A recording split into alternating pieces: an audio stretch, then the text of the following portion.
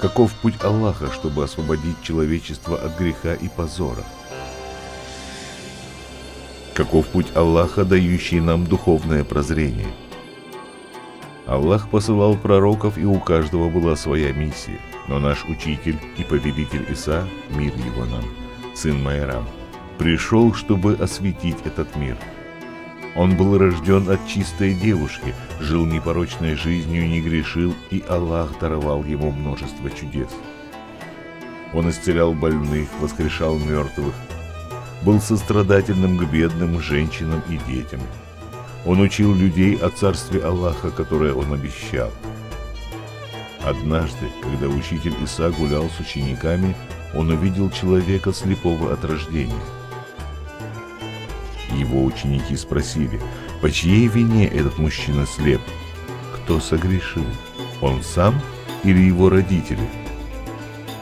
Иса ответил, что этот человек был слеп не из-за греха этого человека или его родителей.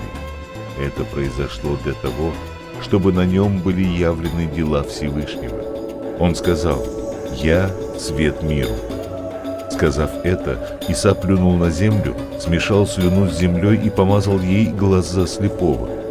Иса велел этому человеку пойти и умыться водой, и тогда тот стал зрячим. Множество людей спрашивали: «Как же ты прозрел?» И мужчина отвечал, что учитель Иса исцелил его.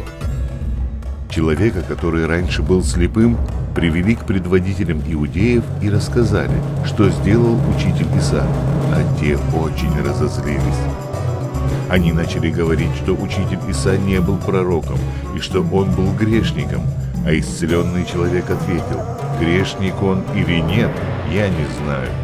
Я знаю одно, что я был слеп, а сейчас я вижу». Он сказал им: «Всевышний грешников не слушает, он слушает только тех, кто чтит его и ищет по его воле».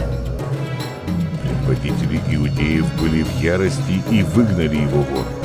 Наш учитель Иса, узнав об этом, сказал исцеленному: «Я пришел в этот мир для суда, чтобы дать зрение слепым и показать тем, кто считает себя зрячими, что они слепы». Наш учитель Иса сказал это и исцелил слепого, чтобы показать нам, что он свет мира, и показать нам путь Аллаха.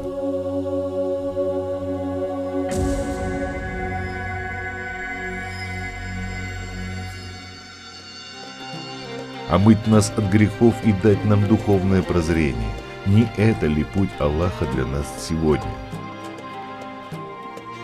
Сура Майрам 19:21. Во имя Аллаха, милостивого и милосердного. Мы сделаем его знамением для людей и милостью от нас.